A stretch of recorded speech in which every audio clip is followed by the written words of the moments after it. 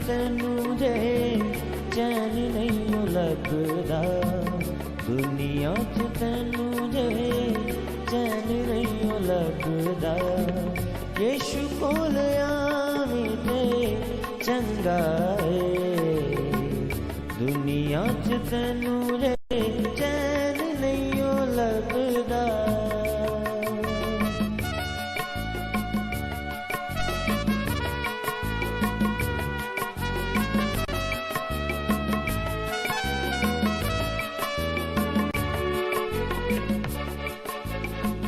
पापा दे हनेरियां च किथे लंघा जाना है, उच्चे नीवें थावां विच खेडे पिया खाना है।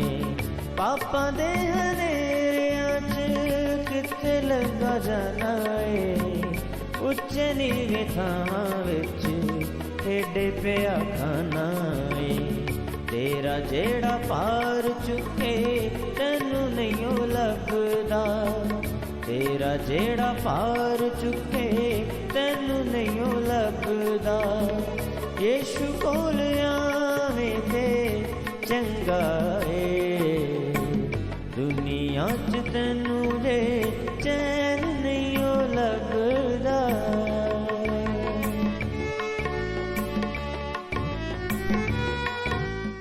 Praise the lord everyone. मैं pastor Kulbhushan Johar Asian church of Christ Vancouver BC ਤੋਂ ਪ੍ਰੋਗਰਾਮ ਨਵੀਂ ਜ਼ਿੰਦਗੀ ਦੇ ਵੱਲ ਦੇ ਵਿੱਚ ਤੁਹਾਡਾ ਸਾਰਿਆਂ ਦਾ ਬਹੁਤ-ਬਹੁਤ ਸਵਾਗਤ ਕਰਦਾ ਹਾਂ। ਮੈਂ ਉਮੀਦ ਕਰਦਾ ਤੁਸੀਂ ਸਾਰੇ ਚੰਗੇ ਹੋਵੋਗੇ, ਤੰਦਰੁਸਤ ਹੋਵੋਗੇ ਤੇ ਪਰਮੇਸ਼ਰ ਦੇ ਕਲਾਮ ਦੇ ਵਿੱਚ ਵਧ ਰਹੇ ਹੋਵੋਗੇ। ਆਓ ਹਰ ਵਾਰ ਦੀ ਤਰ੍ਹਾਂ ਪਰਮੇਸ਼ਰ ਦੇ ਵਚਨ ਵਿੱਚੋਂ ਸਿੱਖਣ ਤੋਂ ਪਹਿਲਾਂ, ਕਲਾਮ ਨੂੰ ਦੇਖਣ ਤੋਂ ਪਹਿਲਾਂ ਅਸੀਂ ਆਪਣੇ ਸਿਰਾਂ ਨੂੰ ਝੁਕਾਵਾਂਗੇ, ਆਪਣੀਆਂ ਅੱਖਾਂ ਨੂੰ ਬੰਦ ਕਰਾਂਗੇ। ਆਓ ਅਸੀਂ ਮਿਲ ਕੇ ਦੁਆ ਕਰਾਂਗੇ। ਸਰਵ ਸ਼ਕਤੀਮਾਨ ਪਰਮੇਸ਼ਵਰ ਯੀਸ਼ੂ ਮਸੀਹ ਨਾਸਰੀ, ਤੁਹਾਡਾ ਧੰਨਵਾਦ ਕਰਦੇ ਹਾਂ। ਤੁਸੀਂ ਖੁਦਾਵੰਦ ਸਾਨੂੰ ਇਹ ਮੌਕਾ ਦਿੱਤਾ, ਅਸੀਂ ਮਿਲ ਕੇ ਤੁਹਾਡੀ ਹਜ਼ੂਰੀ ਦੇ ਵਿੱਚ ਬੈਠ ਸਕੀਏ, ਇਸ ਜੀਵਿਤ ਵਚਨ ਦੇ ਵਿੱਚੋਂ ਸਿੱਖ ਸਕੀਏ, ਇਸ ਕਲਾਮ ਨੂੰ ਪੜ੍ਹ ਸਕੀਏ। ਮਹਾਨ ਪਰਮੇਸ਼ਰ ਹੋਣ ਦਿਓ ਕਿ ਜਦੋਂ ਅਸੀਂ ਤੁਹਾਡੇ ਵਚਨ ਨੂੰ ਪੜ੍ਹੀਏ, ਇਹ ਜੀਵਿਤ ਕਲਾਮ ਸਾਡੇ ਨਾਲ ਗੱਲ ਕਰੇ, ਇਹ ਜੀਵਿਤ ਕਲਾਮ ਸਾਡੀ ਜ਼ਿੰਦਗੀ ਦੇ ਵਿੱਚ ਫਲਾਂ ਨੂੰ ਲੈ ਕੇ ਆਵੇ। ਹਰ ਇੱਕ ਅੰਧਕਾਰ ਦੀ ਸ਼ਕਤੀ ਜੋ ਤੁਹਾਡੇ ਵਚਨ ਤੋਂ ਸਾਨੂੰ ਪਿੱਛੇ ਕਰਦੀ ਹੈ, ਯੀਸ਼ੂ ਮਸੀਹ ਦੇ ਨਾਮ 'ਚ ਖੁਦਾਵੰਦ ਅਸੀਂ ਉਹਨੂੰ ਖਤਮ ਹੋਣ ਦਾ ਹੁਕਮ ਦਿੰਦੇ ਹਾਂ। ਪਿਤਾ ਪਰਮੇਸ਼ਰ ਆਪਣੇ ਵਚਨ ਨੂੰ ਸਮਝਣ ਦੇ ਲਈ ਬੁੱਧੀ ਤੇ ਵਿਜ਼ਡਮ ਸਾਨੂੰ ਦੇਣਾ, ਯੀਸ਼ੂ ਮਸੀਹ ਦੇ ਸਾਮਰਥੀ ਨਾਮ ਦੇ ਵਿੱਚ ਅਸੀਂ ਮੰਗਦੇ ਹਾਂ। ਆਮੀਨ, ਆਮੀਨ। ਤੁਸੀਂ ਵੀ ਬੋਲ ਸਕਦੇ ਹੋ ਆਮੀਨ। ਆਮੀਨ ਦਾ ਮਤਲਬ ਜੋ ਕੁਝ ਅਸੀਂ ਮੰਗਿਆ ਪ੍ਰਭੂ ਯੀਸ਼ੂ ਮਸੀਹ ਉਹਨੂੰ ਐਜ਼ ਇਟ ਇਜ਼ ਰਿਲੀਜ਼ ਕਰੇ। ਵਿੱਚ ਕਈ ਵਾਰ ਮੈਂ ਹਾਲੇਲੂਇਆ ਵਰਡ ਦਾ ਇਸਤੇਮਾਲ ਕਰਦਾ। ਸ਼ਾਇਦ ਕੋਈ ਮੇਰਾ ਭੈਣ ਭਰਾ ਜੋ ਪਹਿਲੀ ਵਾਰ ਸਾਨੂੰ ਦੇਖ ਰਿਹਾ ਹਾਲੇਲੂਇਆ ਵਰਡ ਦਾ ਮਤਲਬ ਨਾ ਜਾਣਦਾ ਹੋਵੇ, ਮੈਂ ਤੁਹਾਨੂੰ ਦੱਸਣਾ ਚਾਹੁੰਦਾ ਹਾਲੇਲੂਇਆ ਦਾ ਮਤਲਬ ਹੈ ਅਸਮਾਨ ਦੇ ਵਿੱਚ ਯੀਸ਼ੂ ਮਸੀਹ ਦੇ ਨਾਮ ਦੀ ਸਤੁਤੀ ਹੋਵੇ, ਮਹਿਮਾ ਹੋਵੇ। Praise god. ਤਾਂ ਮੈਂ ਤੁਹਾਡੇ ਸਾਰਿਆਂ ਦਾ ਪ੍ਰਭੂ ਯੀਸ਼ੂ ਮਸੀਹ ਦੀ ਹਜ਼ੂਰੀ ਦੇ ਵਿੱਚ ਸਵਾਗਤ ਕਰਦਾ। ਮੈਂ ਤੁਹਾਨੂੰ ਵੈਲਕਮ ਕਰਦਾ ਯੀਸ਼ੂ ਮਸੀਹ ਦੀ ਹਜ਼ੂਰੀ ਦੇ ਵਿੱਚ। ਹਾਲੇਲੂਇਆ। ਆਓ ਅੱਜ ਅਸੀਂ ਪਰਮੇਸ਼ਰ ਦੇ ਕਲਾਮ ਦੇ ਵਿੱਚੋਂ ਸਿੱਖਾਂਗੇ। ਮੈਂ ਜਾਣਦਾ ਕਿ ਬਹੁਤ ਵਾਰ ਐਜ਼ ਏ ਬਲੀਵਰ ਹੁੰਦੇ ਹੋਏ ਵੀ, ਵਿਸ਼ਵਾਸ ਕਰਦੇ ਹੋਏ ਵੀ, ਪ੍ਰਾਰਥਨਾ ਕਰਦੇ ਹੋਏ, ਉਪਵਾਸ ਕਰਦੇ, ਭਵਨ 'ਚ ਜਾਂਦੇ, ਬੀਜ ਬੋਂਦੇ ਹੋਏ ਵੀ ਕਈ ਵਾਰ ਸਾਡੇ ਹਾਲਾਤ ਨਹੀਂ ਬਦਲਦੇ, ਕਈ ਵਾਰ ਸਾਡੀਆਂ ਪ੍ਰਾਰਥਨਾਵਾਂ ਦਾ ਉੱਤਰ ਨਹੀਂ ਆਉਂਦਾ। ਜਦੋਂ ਅਜਿਹਾ ਮਾਹੌਲ ਬਣਦਾ ਤਾਂ ਅਸੀਂ ਫਰਸਟ੍ਰੇਟ ਹੋ ਜਾਂਦੇ ਹਾਂ। ਸਾਨੂੰ ਲੱਗਦਾ ਤਾਂ ਸ਼ਾਇਦ ਮੈਂ ਕੁਝ ਗਲਤ ਕੀਤਾ, ਸ਼ਾਇਦ ਪਰਮੇਸ਼ਰ ਮੇਰੇ ਨਾਲ ਪਿਆਰ ਨਹੀਂ ਕਰਦਾ, ਸ਼ਾਇਦ ਉਹ ਮੇਰੀ ਪ੍ਰਾਰਥਨਾ ਨੂੰ ਨਹੀਂ ਸੁਣਦਾ। ਬਹੁਤ ਸਾਰੇ ਨੈਗੇਟਿਵ ਥਾਟ ਸਾਡੇ ਮਨ 'ਚ ਆਉਂਦੇ ਨੇ। ਪਰ ਅੱਜ ਜੋ ਤੁਸੀਂ ਪਰਮੇਸ਼ਰ ਦਾ ਕਲਾਮ ਸੁਣੋਗੇ, ਤੁਸੀਂ ਇਸ ਗੱਲ ਨੂੰ ਸਮਝ ਜਾਓਗੇ ਕਿ ਅਜਿਹਾ ਕੁਝ ਵੀ ਨਹੀਂ ਹੈ। ਪਰ ਸਿਰਫ ਕਿਉਂਕਿ ਅਸੀਂ ਪਰਮੇਸ਼ਰ ਦੇ ਕਲਾਮ ਨੂੰ ਜਾਣਦੇ ਨਹੀਂ, ਇਸ ਕਰਕੇ ਅਸੀਂ ਉਸ ਚੀਜ਼ ਨੂੰ ਮਿਸ ਕਰ ਦਿੰਦੇ ਹਾਂ। ਮੈਂ ਤੁਹਾਡੇ ਲਈ ਪੜ੍ਹਾਂਗਾ ਮਰਕਸ ਦੀ ਇੰਜੀਲ, ਉਹਦਾ 11 ਅਧਿਆਏ ਤੇ ਉਹਦੀ 20 ਆਇਤ ਤੋਂ ਮੈਂ ਤੁਹਾਡੇ ਲਈ ਪੜ੍ਹਾਂਗਾ। ਇੱਥੇ ਇੱਦਾਂ ਲਿਖਿਆ, ਅਗਲੇ ਦਿਨ ਸਵੇਰੇ ਹੀ ਜਦੋਂ ਉਹ ਉੱਧਰੋਂ ਹੀ ਲੰਘ ਰਹੇ ਸਨ ਤਾਂ ਉਹਨਾਂ ਅੰਜੀਰ ਦੇ ਰੁੱਖ ਨੂੰ ਜੜ ਤੋਂ ਸੁੱਕਿਆ ਹੋਇਆ ਦੇਖਿਆ। ਪਤਰਸ ਨੇ ਯਾਦ ਕਰਦੇ ਹੋਏ ਯੀਸ਼ੂ ਨੂੰ ਕਿਹਾ, ਗੁਰੂ ਜੀ ਵੇਖੋ, ਉਹ ਅੰਜੀਰ ਦਾ ਰੁੱਖ ਜਿਸ ਨੂੰ ਤੁਸੀਂ ਸਰਾਪ ਦਿੱਤਾ ਸੀ ਸੁੱਕ ਗਿਆ ਹੈ। ਯੀਸ਼ੂ ਨੇ ਉੱਤਰ ਦਿੱਤਾ, ਜੇਕਰ ਕੋਈ ਪਰਮੇਸ਼ਰ ਉੱਤੇ ਵਿਸ਼ਵਾਸ ਰੱਖਦਾ ਹੈ ਅਤੇ ਇਸ ਪਹਾੜ ਨੂੰ ਕਹਿੰਦਾ ਹੈ ਉੱਠ ਅਤੇ ਸਮੁੰਦਰ ਵਿੱਚ ਜਾ ਪਾਓ, ਜੇਕਰ ਉਸ ਦੇ ਦਿਲ ਵਿੱਚ ਕਿਸੇ ਤਰ੍ਹਾਂ ਦੀ ਕੋਈ ਸ਼ੱਕ ਨਹੀਂ ਪਰ ਵਿਸ਼ਵਾਸ ਹੈ ਕਿ ਜੋ ਕੁਝ ਉਸਨੇ ਕਿਹਾ ਹੈ ਹੋਵੇਗਾ ਤਾਂ ਉਸ ਲਈ ਉਹ ਹੋ ਜਾਵੇਗਾ। ਇਸ ਲਈ ਜੋ ਕੁਝ ਤੁਸੀਂ ਪ੍ਰਾਰਥਨਾ ਵਿੱਚ ਮੰਗੋ, ਵਿਸ਼ਵਾਸ ਕਰੋ ਕਿ ਉਹ ਤੁਹਾਨੂੰ ਮਿਲ ਗਿਆ ਹੈ ਤਾਂ ਉਹ ਤੁਹਾਨੂੰ ਸੱਚਮੁੱਚ ਮਿਲ ਜਾਏਗਾ। ਜਦੋਂ ਤੁਸੀਂ ਪ੍ਰਾਰਥਨਾ ਕਰਨੀ ਸ਼ੁਰੂ ਕਰੋ ਤਾਂ ਉਸ ਵੇਲੇ ਜੇਕਰ ਤੁਹਾਡੇ ਮਨ ਵਿੱਚ ਕਿਸੇ ਦੇ ਲਈ ਵੈਰ ਹੋਵੇ ਤਾਂ ਉਸ ਨੂੰ ਮਾਫ ਕਰ ਦਿਓ, ਤਾਂ ਜੋ ਤੁਹਾਡਾ ਸਵਰਗੀ ਪਿਤਾ ਵੀ ਤੁਹਾਡੀ ਗਲਤੀ ਨੂੰ ਮਾਫ ਕਰੇ। ਪਰ ਜੇਕਰ ਤੁਸੀਂ ਮਾਫ ਨਹੀਂ ਕਰੋਗੇ ਤਾਂ ਤੁਹਾਡਾ ਸਵਰਗੀ ਪਿਤਾ ਵੀ ਤੁਹਾਡੀਆਂ ਗਲਤੀਆਂ ਨੂੰ ਮਾਫ ਨਹੀਂ ਕਰੇਗਾ। ਹਾਲੇਲੂਇਆ। ਬਾਈਬਲ ਸਾਨੂੰ ਦੱਸਦੀ ਹੈ ਕਿ ਜਦੋਂ ਯੀਸ਼ੂ ਮਸੀਹ ਉਸ ਪੇੜ ਨੂੰ, ਜਦੋਂ ਯੀਸ਼ੂ ਮਸੀਹ ਨੇ ਕਿਹਾ ਕਿ ਜਦੋਂ ਯੀਸ਼ੂ ਮਸੀਹ ਭੁੱਖਾ ਸੀ, ਉਹ ਇੱਕ ਅੰਜੀਰ ਦੇ ਪੇੜ ਦੇ ਕੋਲੇ ਗਿਆ, ਉਹਨੂੰ ਭੁੱਖ ਲੱਗੀ, ਉਹਨੇ ਦੇਖਿਆ ਚ ਕੋਈ ਫਰੂਟ ਨਹੀਂ। ਯੀਸ਼ੂ ਮਸੀਹ ਨੇ ਕਿਹਾ ਅੱਜ ਤੋਂ ਬਾਅਦ ਤੇਰਾ ਫਰੂਟ ਕੋਈ ਨਾ ਖਾਵੇ। ਜਦੋਂ ਉਸ ਉਸੇ ਰਸਤੇ ਤੋਂ ਵਾਪਸ ਆ ਰਹੇ ਸੀ ਉਹ ਲੋਕ, ਪਤਰਸ ਨੇ ਦੇਖਿਆ ਕਿ ਇਹ ਦਰਖਤ ਜੜ ਤੋਂ ਸੁੱਕਿਆ ਪਿਆ। ਇੱਕਦਮ ਜੜ ਤੋਂ ਸੁੱਕ ਜਾਣ ਦਾ ਕੀ ਮਤਲਬ, ਇਸ ਤਰ੍ਹਾਂ ਕਿਉਂ ਹੋ ਗਿਆ? ਉਹਨੂੰ ਯਾਦ ਆਇਆ ਕਿ ਯੀਸ਼ੂ ਮਸੀਹ ਨੇ ਇਸ ਦਰਖਤ ਨੂੰ ਕਿਹਾ ਸੀ ਕਿ ਅੱਜ ਤੋਂ ਬਾਅਦ ਤੇਰਾ ਫਰੂਟ ਕੋਈ ਨਾ ਖਾਵੇ। ਉਹਨੇ ਕਿਹਾ, ਹੇ ਗੁਰੂ ਯੀਸ਼ੂ ਮਸੀਹ, ਤੁਸੀਂ ਇਸ ਪੇੜ ਨੂੰ ਸ਼ਰਾਪ ਦਿੱਤਾ ਸੀ, ਦੇਖੋ ਇਹ ਜੜ ਤੋਂ ਸੁੱਕ ਗਿਆ। ਯੀਸ਼ੂ ਮਸੀਹ ਨੇ ਉਹਨੂੰ ਕੀ ਉੱਤਰ ਦਿੱਤਾ? ਯੀਸ਼ੂ ਮਸੀਹ ਨੇ ਉਹਨੂੰ ਕਿਹਾ, ਜੇਕਰ ਤੁਸੀਂ ਵਿਸ਼ਵਾਸ ਕਰੋ ਤਾਂ ਇਸ ਪਹਾੜ ਨੂੰ ਵੀ ਜੇ ਤੁਸੀਂ ਕਹੋਗੇ ਇੱਥੋਂ ਉਖੜ ਕੇ ਸਮੁੰਦਰ 'ਚ ਚਲਾ ਜਾ ਤਾਂ ਉਹ ਵੀ ਜਾਏਗਾ, ਪਰ ਤੁਸੀਂ ਮਨ 'ਚ ਸੰਦੇਹ ਨਹੀਂ ਕਰਨਾ। ਮੈਂ ਜਾਣਦਾ ਕਿ ਤੁਸੀਂ ਮਨ 'ਚ ਸੰਦੇਹ ਨਹੀਂ ਕਰਨ ਵਾਲੇ, ਤੁਸੀਂ ਵਿਸ਼ਵਾਸੀ ਹੋ।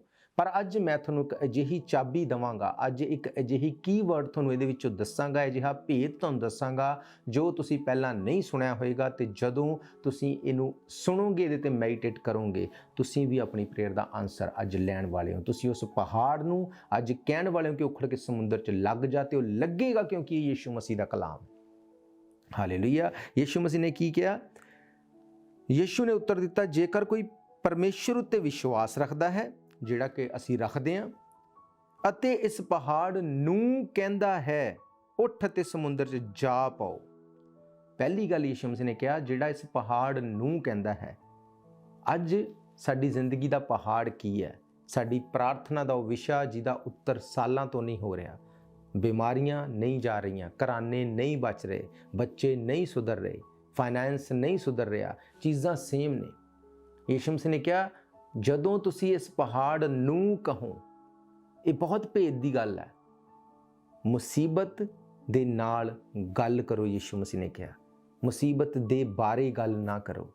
ਅੱਜ ਜੇ ਤੁਸੀਂ ਟਰਬਲ 'ਚੋਂ, ਤੁਸੀਂ ਇਸ ਗੱਲ ਨੂੰ ਲੋਕਾਂ ਨੂੰ ਜਾ ਕੇ ਦੱਸਦੇ ਹੋ, ਮੇਰੀ ਬਿਮਾਰੀ ਮੈਨੂੰ ਨਹੀਂ ਛੱਡਦੀ, ਫਾਈਨੈਂਸ ਨਹੀਂ ਸੁਧਰਦਾ, ਬੱਚੇ ਮੇਰੇ ਕਹਿਣੇ 'ਚ ਨਹੀਂ, ਮੇਰਾ ਘਰਾਣਾ ਸਹੀ ਨਹੀਂ ਚੱਲ ਰਿਹਾ, ਤੁਸੀਂ ਲੋਕਾਂ ਨੂੰ ਇਸ ਚੀਜ਼ ਬਾਰੇ ਦੱਸਦੇ ਹੋ, ਉਸ ਪ੍ਰੋਬਲਮ ਦੀ ਡਿਸਕਸ ਕਰਦੇ ਹੋ, ਪਰ ਉਸ ਪ੍ਰੋਬਲਮ ਦੇ ਨਾਲ ਗੱਲ ਨਹੀਂ ਕਰਦੇ। ਯੀਸ਼ੂ ਮਸੀਹ ਨੇ ਕਿਹਾ, ਜੇਕਰ ਤੁਸੀਂ ਵਿਸ਼ਵਾਸ ਕਰੋ ਤਾਂ ਇਸ ਪਹਾੜ ਨੂੰ ਕਹੋ, ਮੀਨਸ ਆਪਣੀ ਪ੍ਰੋਬਲਮ ਨੂੰ ਕਹੋ। ਆਪਣੀ ਪ੍ਰੋਬਲਮ ਨਾਲ ਕੀ ਅਸੀਂ ਗੱਲ ਕਰਦੇ ਹਾਂ? ਉਹਨੇ ਕਿਹਾ, ਜਦੋਂ ਤੁਸੀਂ ਇਸ ਪਹਾੜ ਨੂੰ ਕਹੋਗੇ ਉੱਠ ਤੇ ਸਮੁੰਦਰ 'ਚ ਜਾ ਪਾਓ, ਜੇਕਰ ਉਸ ਦੇ ਦਿਲ ਵਿੱਚ ਕਿਸੇ ਤਰ੍ਹਾਂ ਦਾ ਕੋਈ ਸ਼ੱਕ ਨਹੀਂ ਪਰ ਵਿਸ਼ਵਾਸ ਹੈ, ਜੋ ਕੁਝ ਕਿਹਾ ਹੈ ਤਾਂ ਉਸ ਲਈ ਉਹ ਹੋ ਜਾਏਗਾ। ਪਹਿਲੀ ਗੱਲ ਯੀਸ਼ੂ ਮਸੀਹ ਨੇ ਇਹ ਕਹੀ ਕਿ ਤੁਸੀਂ ਆਪਣੀ ਪ੍ਰੋਬਲਮ ਦੇ ਨਾਲ ਗੱਲ ਕਰੋ। ਕਿੱਦਾਂ ਗੱਲ ਕਰੋ? ਵਚਨ ਦੇ ਵਿੱਚੋਂ ਗੱਲ ਕਰੋ। ਜੇ ਤੁਸੀਂ ਬਿਮਾਰ ਹੋ, ਵਚਨ ਕੱਢੋ, ਦੱਸੋ ਆਪਣੀ ਬਿਮਾਰੀ ਨੂੰ, ਪ੍ਰਭੂ ਯੀਸ਼ੂ ਮਸੀਹ ਨੇ ਮੇਰੇ ਲਈ ਕੋੜੇ ਖਾਦੇ, ਬਾਈਬਲ ਕਹਿੰਦੀ ਉਹਦੇ ਕੋੜੇ ਖਾਣ ਨਾਲ ਮੈਂ ਚੰਗਾ ਹੋ ਚੁੱਕਿਆ। ਜੋ ਤੁਸੀਂ ਇਹਨਾਂ ਵਰਡ ਨੂੰ ਰਿਲੀਜ਼ ਕਰਦੇ ਹੋ, ਤੁਸੀਂ ਆਪਣੀ ਪ੍ਰੋਬਲਮ ਨਾਲ ਗੱਲ ਕਰ ਰਹੇ ਹੋ। ਤੁਹਾਡੇ ਬੱਚੇ ਤੁਹਾਡੇ ਕਹਿਣੇ 'ਚ ਨਹੀਂ, ਚੱਕੋ ਵਚਨ, ਕੱਢੋ ਉਸ ਆਇਤ ਨੂੰ ਜਿੱਥੇ ਲਿਖਿਆ ਧਰਮੀ ਦਾ ਵੰਸ਼ ਪਰਾਕਰਮੀ ਹੋਏਗਾ, ਤੁਹਾਡੇ ਬੱਚੇ ਵਾਈਜ਼ ਹੋਣਗੇ। ਉਸ ਪ੍ਰੋਬਲਮ ਦੇ ਨਾਲ ਗੱਲ ਕਰੋ, ਬੋਲੋ ਆਪਣਾ ਮੂੰਹ ਖੋਲ ਕੇ ਕਿ ਮੇਰੇ ਬੱਚੇ ਮੇਰੀ ਆਵਾਜ਼ ਨੂੰ ਸੁਣਨਗੇ, ਮੇਰੀ ਆਗਿਆ ਦੇ ਵਿੱਚ ਰਹਿਣਗੇ, ਕਿਉਂਕਿ ਬਾਈਬਲ ਕਹਿੰਦੀ ਧਰਮੀ ਦਾ ਵੰਸ਼ ਪਰਾਕਰਮੀ ਹੋਏਗਾ। ਆਪਣੀ ਪ੍ਰੋਬਲਮ ਦੇ ਲਈ ਗੱਲ ਨਾ ਕਰੋ। ਇਹ ਨਾ ਕਹੋ ਕਿ ਮੇਰੇ ਬੱਚੇ ਮੇਰੀ ਗੱਲ ਨਹੀਂ ਸੁਣਦੇ, ਇਹ ਨਾ ਕਹੋ ਮੇਰਾ ਫਾਈਨੈਂਸ ਨਹੀਂ ਸੁਧਰਦਾ, ਇਹ ਨਾ ਕਹੋ ਕਿ ਮੇਰੀ ਬਿਮਾਰੀ ਨਹੀਂ ਸੁਧਰਦੀ। ਉਸ ਬਿਮਾਰੀ, ਉਸ ਫਾਈਨੈਂਸ, ਉਸ ਬੱਚਿਆਂ ਦੇ ਲਈ ਵਚਨ 'ਚੋਂ ਗੱਲ ਕਰੋ। ਯੀਸ਼ੂ ਮਸੀਹ ਨੇ ਕਿਹਾ, ਅਗਰ ਕੋਈ ਇਸ ਪੇੜ, ਇਸ ਦਰਖਤ, ਇਸ ਪਹਾੜ ਨੂੰ ਕਹੇਗਾ, ਜਦੋਂ ਤੁਸੀਂ ਉਸ ਪ੍ਰੋਬਲਮ ਨੂੰ ਕਹੋਗੇ ਉਹਨੂੰ ਜਾਣਾ ਪਏਗਾ। ਹਾਲੇਲੂਇਆ। ਉਹਨੇ ਕਿਹਾ, ਤੁਸੀਂ ਉਹਦੇ ਨਾਲ ਗੱਲ ਕਰੋਗੇ, ਤੁਸੀਂ ਉਹਦੀ ਗੱਲ ਕਰਨ ਤੋਂ ਬਾਅਦ ਆਪਣੇ ਮਨ ਦੇ ਵਿੱਚ ਉਹਦੇ ਲਈ ਫੇਥ ਰੱਖੋਗੇ, ਵਿਸ਼ਵਾਸ ਰੱਖੋਗੇ, ਵਚਨ ਦੇ ਵਿੱਚੋਂ ਹੋ ਕੇ ਜਾ ਕੇ ਪ੍ਰਾਰਥਨਾ ਕਰੋਗੇ, ਤੁਹਾਡੀ ਪ੍ਰੇਅਰ ਦਾ ਆਨਸਰ 100% ਹੋਏਗਾ। ਹਾਲੇਲੂਇਆ। ਜਦੋਂ ਤੁਸੀਂ ਅਜਿਹਾ ਚੱਲੋਗੇ, ਯੀਸ਼ੂ ਮਸੀਹ ਤੇ ਫੇਥ ਰੱਖਣ ਤੋਂ ਬਾਵਜੂਦ ਵੀ ਜੇ ਆਪਣੀ ਪ੍ਰੋਬਲਮ ਨਾਲ ਗੱਲ ਨਹੀਂ ਕਰੋਗੇ, ਯੀਸ਼ੂ ਮਸੀਹ ਕੁਝ ਨਹੀਂ ਕਰ ਸਕਦਾ। ਯਾਦ ਰੱਖੋ, ਜਦੋਂ ਚੇਲੇ ਜਿਹੜੇ ਕਿ ਯੀਸ਼ੂ ਮਸੀਹ ਕੋਲ ਬੜੇ ਖੁਸ਼ ਹੋ ਕੇ ਕਹਿੰਦੇ ਸੀ ਕਿ ਅਸੀਂ ਬਹੁਤ ਖੁਸ਼ ਹਾਂ, ਅਸੀਂ ਦੁਸ਼ਟ ਆਤਮਾਵਾਂ ਨੂੰ ਬੋਲਦੇ ਹਾਂ ਤੇ ਉਹ ਛੱਡ ਕੇ ਚਲੀਆਂ ਜਾਂਦੀਆਂ, ਸਾਡੇ ਕਹਿਣੇ ਦੇ ਵਿੱਚ ਨੇ ਦੁਸ਼ਟ ਆਤਮਾਵਾਂ। ਯੀਸ਼ੂ ਮਸੀਹ ਨੇ ਕਿਹਾ, ਇਸ ਗੱਲ ਤੋਂ ਖੁਸ਼ ਨਾ ਹੋਵੋ, ਪਰ ਇਸ ਗੱਲ ਤੋਂ ਖੁਸ਼ ਹੋਵੋ ਤੁਹਾਡੇ ਨਾਮ ਸਵਰਗ ਦੇ ਵਿੱਚ ਉਸ ਕਿਤਾਬ ਦੇ ਵਿੱਚ ਤੁਹਾਡੇ ਨਾਮ ਲਿਖੇ ਗਏ ਨੇ। ਇਹਦਾ ਮਤਲਬ ਸਾਨੂੰ ਇਹ ਗੱਲ ਪਤਾ ਹੋਣੀ ਚਾਹੀਦੀ ਹੈ ਕਿ ਵਚਨ ਦੇ ਵਿੱਚ ਕੀ ਲਿਖਿਆ ਹੈ। ਕੁਝ ਚੀਜ਼ਾਂ ਨੂੰ ਲੈ ਕੇ ਖੁਸ਼ ਨਾ ਹੋ ਜਾਈਏ, ਥੋੜਾ ਜਿਹਾ ਜੇ ਗੇਨ ਕਰ ਲਿਆ ਖੁਸ਼ ਨਾ ਹੋ ਜਾਈਏ, ਪਰ ਸਾਡੇ ਨਾਮ ਸਵਰਗ ਦੀ ਕਿਤਾਬ ਦੇ ਵਿੱਚ ਲਿਖੇ ਹੋਏ ਨੇ। ਇਸ ਚੀਜ਼ ਨੂੰ ਜਾਣੀਏ, ਅਸੀਂ ਆਪਣੀ ਟਰਬਲ ਦੇ ਨਾਲ ਗੱਲ ਕਰੀਏ। ਸਿਰਫ ਇਹ ਨਾ ਸੋਚ ਲਈ ਅਸੀਂ ਕ੍ਰਿਸਚਨ ਹਾਂ, ਅਸੀਂ ਮਸੀਹੀ ਹਾਂ, ਅਸੀਂ ਯੀਸ਼ੂ ਮਸੀਹ ਨੂੰ ਜਾਣਦੇ ਹਾਂ। ਬਹੁਤ ਵਾਰ ਇਹ ਚੀਜ਼ਾਂ ਛੁਟਕਾਰਾ ਨਹੀਂ ਲੈ ਕੇ ਆਉਂਦੀਆਂ, ਪਰ ਜਦੋਂ ਅਸੀਂ ਟਰਬਲ ਨਾਲ ਗੱਲ ਕਰਦੇ ਹਾਂ, ਯਾਦ ਕਰੋ ਉਸ ਜਗ੍ਹਾ ਤੇ ਜਦੋਂ ਬਾਈਬਲ ਕਹਿੰਦੀ ਚੇਲਿਆਂ ਦੇ ਕੋਲ ਇੱਕ ਵਿਅਕਤੀ ਆਪਣੇ ਬੇਟੇ ਨੂੰ ਲੈ ਕੇ ਆਇਆ, ਜਿਹਨੂੰ ਇੱਕ ਦੁਸ਼ਟ ਆਤਮਾ ਕਦੇ ਅੱਗ 'ਚ ਸੁੱਟਦਾ ਸੀ, ਕਦੇ ਪਾਣੀ 'ਚ ਸੁੱਟਦਾ ਸੀ। ਉਹ ਪ੍ਰਾਰਥਨਾ ਤੋਂ ਬਾਅਦ ਵੀ ਉਸ ਬੱਚੇ ਨੂੰ ਹੀਲ ਨਹੀਂ ਕਰ ਸਕੇ। ਕਿਉਂ? ਕਿਉਂਕਿ ਸਿਚੁਏਸ਼ਨ ਦੇ ਨਾਲ ਗੱਲ ਕਰਨਾ ਤੇ ਸਿਚੁਏਸ਼ਨ ਦੇ ਬਾਰੇ ਗੱਲ ਕਰਨਾ ਇਹ ਫਰਕ ਗੱਲਾਂ ਨੇ। ਯੀਸ਼ੂ ਮਸੀਹ ਜਦੋਂ ਉਸ ਜਗ੍ਹਾ ਤੇ ਆ ਕੇ ਉਸ ਬੱਚੇ ਨੂੰ ਉਹਨੇ ਫ੍ਰੀ ਕੀਤਾ, ਬਾਈਬਲ ਕਹਿੰਦੀ ਉਹਦੇ ਤੋਂ ਪਹਿਲਾਂ ਜਦੋਂ ਉਹਦਾ ਰੂਪਾਂਤਰਨ ਹੋਇਆ, ਉਹ ਮੂਸਾ ਤੇ ਏਲੀਆ ਨੂੰ ਮਿਲ ਕੇ ਉਹਨਾਂ ਨਾਲ ਗੱਲ ਕਰਕੇ ਆ ਰਿਹਾ ਸੀ। ਮੂਸਾ ਉਹ ਜਿਹਨੇ ਪਾਣੀ ਨੂੰ 2 ਭਾਗ ਕਰ ਦਿੱਤਾ, ਏਲੀਆ ਉਹ ਜਿਹਨੇ ਅਸਮਾਨ ਤੋਂ ਅੱਗ ਬਰਸਾ ਦਿੱਤੀ। ਇੱਕ ਅੱਗ ਦੇ ਉੱਤੇ ਅਧਿਕਾਰ ਰੱਖਣ ਵਾਲਾ, ਦੂਜਾ ਪਾਣੀ ਦੇ ਉੱਤੇ ਅਧਿਕਾਰ ਰੱਖਣ ਵਾਲਾ। ਜਦੋਂ ਉਹਨਾਂ ਦੇ ਵਿੱਚੋਂ ਦੀ ਹੋ ਕੇ, ਉਹਨਾਂ ਕਲਾਮ ਦੇ ਵਿੱਚੋਂ ਦੀ ਹੋ ਕੇ ਯੀਸ਼ੂ ਮਸੀਹ ਨੇ ਗੱਲ ਕੀਤੀ ਉਸ ਦੁਸ਼ਟ ਆਤਮਾ ਨਾਲ, ਲਿਖਿਆ ਉਹ ਦੁਸ਼ਟ ਆਤਮਾ ਮੁੰਡੇ ਨੂੰ ਮਰੋੜ ਕੇ ਸਿੱਟ ਕੇ ਉਹਦੇ ਵਿੱਚੋਂ ਛੱਡ ਕੇ ਚਲੀ ਗਈ। ਹਾਲੇਲੂਇਆ। ਸਿਰਫ ਇਹ ਕਹਿਣਾ ਕਿ ਮੈਂ ਮਸੀਹੀ ਹਾਂ, ਮੈਂ ਯੀਸ਼ੂ ਮਸੀਹ ਨੂੰ ਜਾਣਦਾ, ਤੁਹਾਡੀ ਪ੍ਰੇਅਰ ਨੂੰ ਆਨਸਰ ਨਹੀਂ ਕਰੇਗਾ। ਅਸੀਂ ਆਪਣੀ ਪ੍ਰੋਬਲਮ ਦੇ ਨਾਲ ਗੱਲ ਕਰੀਏ, ਕੱਢੀਏ ਉਹਨਾਂ ਵਚਨਾਂ ਨੂੰ, ਕਿੱਥੇ ਲਿਖਿਆ ਕਿ ਉਹਦੇ ਕੋੜੇ ਖਾਣ ਨਾਲ ਮੈਂ ਚੰਗਾ ਹੋ ਚੁੱਕਿਆ। ਕੀ ਕਹਿੰਦੀ ਹੈ ਬਾਈਬਲ? ਮੇਰਾ ਫਾਈਨੈਂਸ ਕਿੱਦਾਂ ਸੁਧਰੇਗਾ? ਜਦੋਂ ਅਸੀਂ ਇਹਨਾਂ ਚੀਜ਼ਾਂ ਨੂੰ ਸਮਝ ਜਾਵਾਂਗੇ, ਵਚਨ ਦੇ ਵਿੱਚੋਂ ਦੀ ਹੋ ਕੇ ਆਪਣੀ ਟਰਬਲ ਨਾਲ ਗੱਲ ਕਰਾਂਗੇ, ਉਹ ਟਰਬਲ ਨਹੀਂ ਰਹੇਗੀ। ਕਿਉਂਕਿ ਇਸੇ ਲਈ ਯੀਸ਼ੂ ਮਸੀਹ ਨੇ ਕਿਹਾ ਕਿ ਇਹ ਵਚਨ ਪ੍ਰਭਾਵਸ਼ਾਲੀ ਨੇ। ਤੁਸੀਂ ਮੇਰੇ ਕਲਾਮ ਦੀ ਤਾਕਤ ਨੂੰ ਨਹੀਂ ਜਾਣਦੇ, ਤੁਸੀਂ ਵਚਨ ਦੇ ਪ੍ਰਭਾਵ ਨੂੰ ਨਹੀਂ ਜਾਣਦੇ, ਇਸ ਕਰਕੇ ਤੁਸੀਂ ਭੁੱਲ 'ਚ ਪਏ ਹੋ। ਸਾਨੂੰ ਲੱਗਦਾ ਸਾਨੂੰ ਬਾਈਬਲ ਪੜ੍ਹਨ ਦੀ ਲੋੜ ਨਹੀਂ, ਸਾਨੂੰ ਲੱਗਦਾ ਸਾਨੂੰ ਪ੍ਰਾਰਥਨਾ ਕਰਨ ਦੀ ਲੋੜ ਨਹੀਂ। ਕਿਉਂ? ਕਿਉਂਕਿ ਅਸੀਂ ਕ੍ਰਿਸਚਨ ਹਾਂ। ਨੋ, ਇਹ ਗਲਤ ਹੈ। ਸ਼ੈਤਾਨ ਤੁਹਾਡਾ ਚੰਗਾ ਹੋਣਾ ਨਹੀਂ ਦੇਖਦਾ, ਸ਼ੈਤਾਨ ਇਹ ਦੇਖਦਾ ਤੁਸੀਂ ਕਿੰਨੇ ਪਾਵਰਫੁੱਲ ਹੋ। ਪਾਵਰ ਵਿਦਆਊਟ ਚਾਰਜਿੰਗ ਨਹੀਂ ਆ ਸਕਦੀ। ਜੋ ਤੁਸੀਂ ਆਪਣੇ ਆਪ ਨੂੰ ਵਚਨ ਨਾਲ ਚਾਰਜ ਕਰਕੇ ਰੱਖਦੇ ਹੋ, ਪਾਵਰ ਤੁਹਾਡੀ ਲਾਈਫ 'ਚ ਕੰਮ ਕਰਦੀ ਹੈ। ਫਿਰ ਤੁਹਾਨੂੰ ਸ਼ੈਤਾਨ ਤੋਂ ਡਰਨ ਦੀ ਲੋੜ ਨਹੀਂ, ਸ਼ੈਤਾਨ ਨੂੰ ਤੁਹਾਡੇ ਤੋਂ ਡਰਨ ਦੀ ਲੋੜ ਹੈ। ਫਿਰ ਜਦੋਂ ਤੁਸੀਂ ਪ੍ਰਾਰਥਨਾ ਕਰੋਗੇ, ਸ਼ੈਤਾਨ ਭੱਜੇਗਾ, ਉਹ ਤੁਹਾਡੀ ਫੈਮਿਲੀ 'ਚ ਕੰਮ ਨਹੀਂ ਕਰ ਸਕੇਗਾ, ਤੁਹਾਡੇ ਫਾਈਨੈਂਸ 'ਚ ਕੰਮ ਨਹੀਂ ਕਰ ਸਕੇਗਾ। ਕਿਉਂ? ਕਿਉਂਕਿ ਉਹ ਤੁਹਾਡੇ ਤੋਂ ਨਹੀਂ, ਉਹ ਪਰਮੇਸ਼ਰ ਦੇ ਕਲਾਮ ਤੋਂ ਡਰਦਾ। ਹਾਲੇਲੂਇਆ। ਵਚਨ ਇਹ ਗੱਲ ਕਹਿੰਦਾ ਕਿ ਅਸੀਂ ਆਪਣੀ ਪ੍ਰੋਬਲਮ ਦੇ ਲਈ ਗੱਲ ਨਾ ਕਰੀਏ। ਸਾਨੂੰ ਟਰਬਲ ਹੈ, ਅਸੀਂ ਸਾਰਿਆਂ ਕੋਲ ਜਾ ਕੇ ਦੱਸਦੇ ਹਾਂ, ਸਾਰਿਆਂ ਕੋਲ ਜਾ ਕੇ ਉਸ ਟਰਬਲ ਦੀ ਗੱਲ ਕਰਦੇ ਹਾਂ। ਸਾਡੇ ਕੰਮ ਤੇ ਜੇ ਕੋਈ ਟਰਬਲ ਆ, ਅਸੀਂ ਸਾਰਿਆਂ ਨੂੰ ਦੱਸਦੇ ਹਾਂ, ਮੇਰੇ ਕੰਮ ਤੇ ਮੇਰੀ ਜਿਹੜੀ ਟੀਮ ਹੈ, ਮੈਂ ਜਿੱਥੇ ਕੰਮ ਕਰਦਾ ਉੱਥੇ ਮੇਰੇ ਨਾਲ ਇਹ ਹੋ ਰਿਹਾ, ਉੱਥੇ ਇਸ ਤਰ੍ਹਾਂ ਮੈਨੂੰ ਟੌਰਚਰ ਕੀਤਾ ਜਾ ਰਿਹਾ। ਅਲੱਗ-ਅਲੱਗ ਗੱਲਾਂ, ਅਲੱਗ-ਅਲੱਗ ਚੀਜ਼ਾਂ। ਪਰ ਕੀ ਅਸੀਂ ਕਦੇ ਉਸ ਪ੍ਰੋਬਲਮ ਦੇ ਨਾਲ ਗੱਲ ਕੀਤੀ? ਕੀ ਉਸ ਜਗ੍ਹਾ ਤੇ ਬੈਠ ਕੇ ਕਦੇ ਪ੍ਰਾਰਥਨਾ ਕੀਤੀ ਕਿ ਅੱਜ ਤੋਂ ਬਾਅਦ ਇਹ ਚੀਜ਼ਾਂ ਇਸ ਤਰ੍ਹਾਂ ਨਹੀਂ ਹੋਣਗੀਆਂ?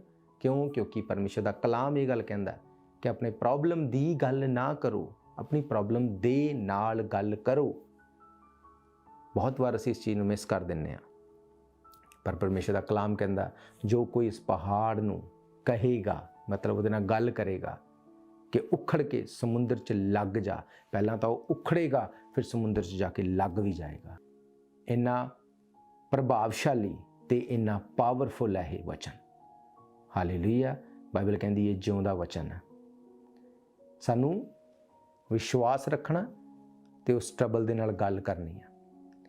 ਤੇ ਤੀਸਰੀ ਗੱਲ ਜੋ ਯੀਸ਼ੂ ਮਸੀਹ ਨੇ ਉੱਥੇ ਕਹੀ, ਉਹ ਇਹਨਾਂ ਚੀਜ਼ਾਂ ਨੂੰ 100% ਕੰਪਲੀਟ ਕਰ ਦੇਗੀ। ਮੈਂ ਜਾਣਦਾ ਤੁਸੀਂ ਕਈ ਵਾਰ ਇਸ ਵਚਨ ਨੂੰ ਪੜ੍ਹਿਆ ਹੋਵੇਗਾ ਤੇ ਤੁਸੀਂ ਇਹਨੂੰ ਪੜ੍ਹ ਕੇ ਅੱਗੇ ਨਿਕਲ ਜਾਂਦੇ ਹੋ, ਤੁਹਾਡੇ ਮਾਈਂਡ 'ਚ ਕੀ ਆਉਂਦਾ? ਅਸੀਂ ਵਿਸ਼ਵਾਸ ਕਰਨਾ। ਪਰ ਅੱਜ ਮੈਂ ਤੁਹਾਨੂੰ ਇੱਕ ਹੋਰ ਚੀਜ਼ ਦੱਸੀ ਕਿ ਉਸ ਪ੍ਰੋਬਲਮ ਦੇ ਨਾਲ ਤੁਸੀਂ ਗੱਲ ਕਰਨੀ ਹੈ। ਅਸੀਂ ਰੁਕਾਂਗੇ ਇੱਕ ਛੋਟੇ ਜਿਹੇ ਬ੍ਰੇਕ ਦੇ ਲਈ। ਬ੍ਰੇਕ ਤੋਂ ਬਾਅਦ ਮੈਂ ਤੁਹਾਨੂੰ ਦੱਸਾਂਗਾ ਇੱਕ ਹੋਰ ਮੈਥਡ ਜੋ ਯਿਸੂ ਮਸੀਹ ਨੇ ਦੱਸਿਆ, ਜੋ ਤੁਸੀਂ ਉਹਨੂੰ ਅਪਣਾ ਲਓਗੇ, ਉਹਦੇ ਉੱਤੇ ਚੱਲੋਗੇ, ਇਹ ਹੋ ਨਹੀਂ ਸਕਦਾ ਕਿ ਤੁਹਾਡੀ ਪ੍ਰਾਰਥਨਾ ਦਾ ਉੱਤਰ ਨਾ ਹੋਵੇ।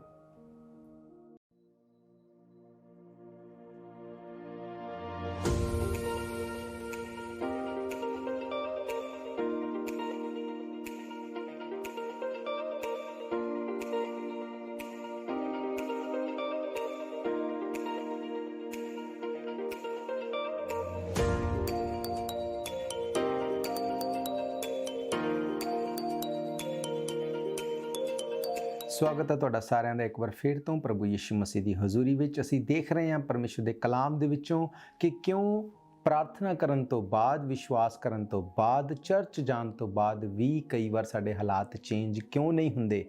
ਕਿਉਂਕਿ ਅਸੀਂ ਆਪਣੀ ਪ੍ਰੋਬਲਮ ਦੀ ਗੱਲ ਕਰਦੇ ਹਾਂ, ਪ੍ਰੋਬਲਮ ਦੇ ਨਾਲ ਗੱਲ ਨਹੀਂ ਕਰਦੇ।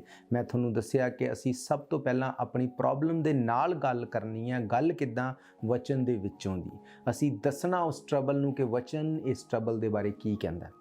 ਜਦੋਂ ਅਸੀਂ ਇੱਦਾਂ ਕਰਾਂਗੇ, ਉਹਦੇ ਲਈ ਸਾਨੂੰ ਮਨ 'ਚ ਫੇਥ ਰੱਖਣਾ। ਦੂਜੀ ਗੱਲ ਕਿ ਜੋ ਮੈਂ ਕਿਹਾ ਇਹ ਵਚਨ ਦੇ ਵਿੱਚੋਂ ਇਹ ਕੰਮ ਕਰੇਗਾ ਤੇ ਮੇਰੀ ਟਰਬਲ ਨਹੀਂ ਰਹੇਗੀ। ਹਾਲੇਲੂਇਆ। ਤੇ ਤੀਸਰੀ ਇੱਕ ਬਹੁਤ ਇੰਪੋਰਟੈਂਟ ਗੱਲ ਮੈਂ ਤੁਹਾਡੇ ਨਾਲ ਸ਼ੇਅਰ ਕਰਨ ਜਾ ਰਿਹਾ। ਯਿਸੂ ਮਸੀਹ ਨੇ ਕੀ ਕਿਹਾ ਉੱਥੇ? ਯਿਸੂ ਮਸੀਹ ਨੇ ਕਿਹਾ, ਜਦੋਂ ਤੁਸੀਂ ਪ੍ਰਾਰਥਨਾ ਕਰਨੀ ਸ਼ੁਰੂ ਕਰੋ ਤਾਂ ਉਸ ਵੇਲੇ ਜੇਕਰ ਤੁਹਾਡੇ ਮਨ ਦੇ ਵਿੱਚ ਕਿਸੇ ਦੇ ਲਈ ਵੈਰ ਹੋਵੇ ਤਾਂ ਉਸ ਨੂੰ ਮਾਫ ਕਰ ਦਿਓ, ਤਾਂ ਜੋ ਤੁਹਾਡਾ ਸਵਰਗੀ ਪਿਤਾ ਵੀ ਤੁਹਾਡੀ ਗਲਤੀ ਨੂੰ ਮਾਫ ਕਰੇ। ਪਰ ਜੇਕਰ ਤੁਸੀਂ ਮਾਫ ਨਹੀਂ ਕਰੋਗੇ ਤਾਂ ਤੁਹਾਡਾ ਸਵਰਗੀ ਪਿਤਾ ਵੀ ਤੁਹਾਡੀਆਂ ਗਲਤੀਆਂ ਨੂੰ ਮਾਫ ਨਹੀਂ ਕਰੇਗਾ। ਬਾਈਬਲ ਕਹਿੰਦੀ ਜਦੋਂ ਤੁਸੀਂ ਪ੍ਰਾਰਥਨਾ ਕਰਨੀ ਸ਼ੁਰੂ ਕਰੋ, ਇਹਦਾ ਮਤਲਬ ਜੇ ਅਸੀਂ ਟਰਬਲ 'ਚ ਹਾਂ, ਫॉर श्योर ਅਸੀਂ ਫੇਥ ਰੱਖਣਾ, ਪਰ ਫੇਥ ਰੱਖਣ ਦੇ ਨਾਲ ਅਸੀਂ ਆਪਣੀ ਟਰਬਲ ਨਾਲ ਗੱਲ ਕਰਨੀ ਹੈ। ਉਹਦੇ ਬਾਅਦ ਅਸੀਂ ਆਪਣੇ ਮਨ ਦੇ ਵਿੱਚ ਜੇ ਕਿਸੇ ਦੇ ਪ੍ਰਤੀ ਵੈਰ ਰੱਖਿਆ, ਜੇ ਕਿਸੇ ਤੋਂ ਮਾਫੀ ਨਹੀਂ ਮੰਗੀ, ਕਿਸੇ ਨੂੰ ਮਾਫ ਨਹੀਂ ਕੀਤਾ, ਸਭ ਤੋਂ ਇੰਪੋਰਟੈਂਟ ਗੱਲ ਹੈ ਇਹ, ਇਹਨੂੰ ਨੋਟ ਕਰ ਲਓ ਕਿ ਜਦੋਂ ਤੁਸੀਂ ਪ੍ਰਾਰਥਨਾ ਕਰੋ ਤਾਂ ਤੁਸੀਂ ਆਪਣੇ ਵੈਰੀਆਂ ਨੂੰ ਮਾਫ ਕਰੋ, ਆਪਣੇ ਵਿਰੋਧੀਆਂ ਨੂੰ ਮਾਫ ਕਰੋ, ਆਪਣੇ ਦੁਸ਼ਮਣਾਂ ਲਈ ਪ੍ਰਾਰਥਨਾ ਕਰੋ। ਇਹੀ ਗੱਲ ਯਿਸੂ ਮਸੀਹ ਨੇ ਬਾਰ-ਬਾਰ ਕਹੀ। ਉਹ ਕਹਿੰਦਾ ਆਪਣੇ ਸਤਾਉਣ ਵਾਲਿਆਂ ਲਈ ਪ੍ਰਾਰਥਨਾ ਕਰੋ, ਆਪਣੇ ਵੈਰੀਆਂ ਨੂੰ ਬਲੈਸ ਕਰੋ।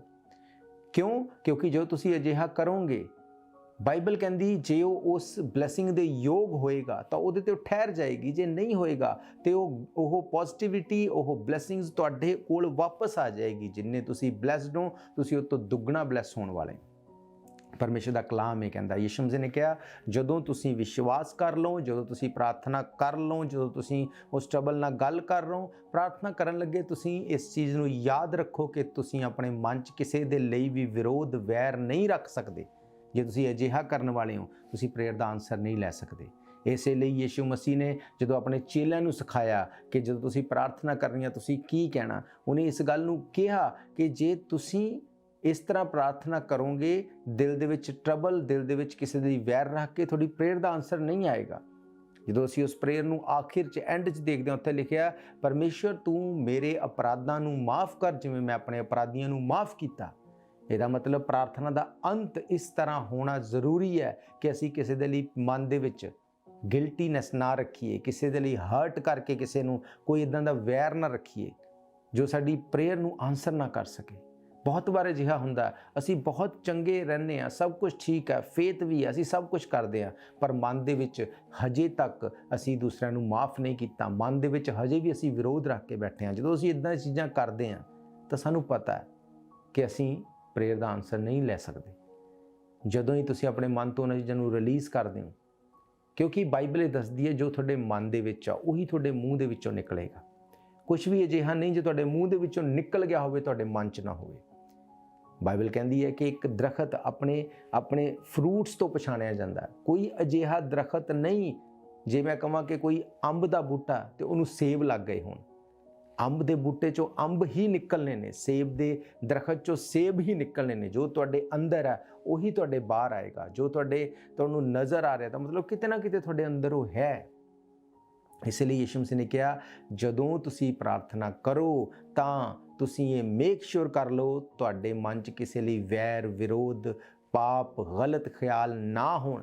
ਜੋ ਤੁਸੀਂ ਇਦਾਂ ਕਰੋਗੇ ਤਾਂ ਤੁਹਾਡਾ ਸਵਰਗੀ ਪਿਤਾ ਵੀ ਤੁਹਾਡੇ ਅਪਰਾਧਾਂ ਨੂੰ ਮਾਫ ਕਰੇਗਾ। ਤੇ ਨਾਲ ਹੀ ਲਿਖਿਆ ਜੇ ਤੁਸੀਂ ਇਦਾਂ ਨਹੀਂ ਕਰੋਗੇ ਤੁਹਾਡਾ ਸਵਰਗੀ ਪਿਤਾ ਵੀ ਤੁਹਾਡੀਆਂ ਗਲਤੀਆਂ ਮਾਫ ਨਹੀਂ ਕਰੇਗਾ। ਤੇ ਅਜਿਹਾ ਕਿਹੜਾ ਵਿਅਕਤੀ ਹੈ ਜਿਹੜਾ ਕਵੇ ਕਿ ਮੇਰੇ ਤੋਂ ਗਲਤੀ ਨਹੀਂ ਹੋਈ? ਕੌਣ ਅਜਿਹਾ ਜਿਹੜਾ ਕਵੇ ਕਿ ਮੈਂ ਪਾਪ ਨਹੀਂ ਕੀਤਾ? ਬਾਈਬਲ ਕਹਿੰਦੀ ਸਭ ਨੇ ਪਾਪ ਕੀਤਾ, ਇਸੇ ਲਈ ਪਰਮੇਸ਼ਵਰ ਦੀ ਮਹਿਮਾ ਤੋਂ ਰਹਿਤ ਹੋ ਗਏ।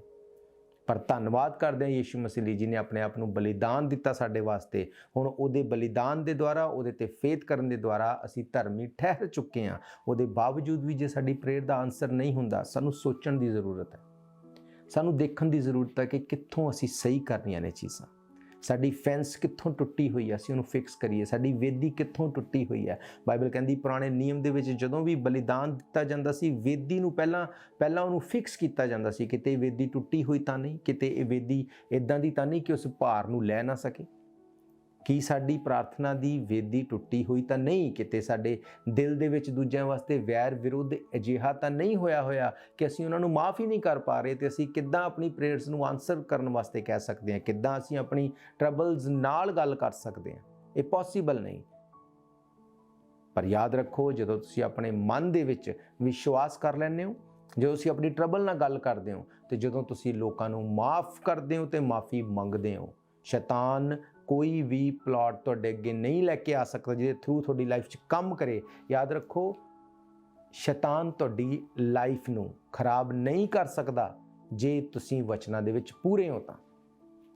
ਯੀਸ਼ੂ ਮਸੀਹ ਨੇ ਇਸ ਗੱਲ ਨੂੰ ਕਿਹਾ ਕਿ ਮੈਂ ਹਰ ਚੀਜ਼ ਦੇ ਉੱਤੇ ਅਧਿਕਾਰ ਰੱਖਦਾ। ਉਹਨੇ ਕਿਹਾ ਸਵਰਗ ਤੇ ਪ੍ਰithvi ਦਾ ਸਾਰਾ ਅਧਿਕਾਰ ਮੇਰੇ ਕੋਲ ਹੈ।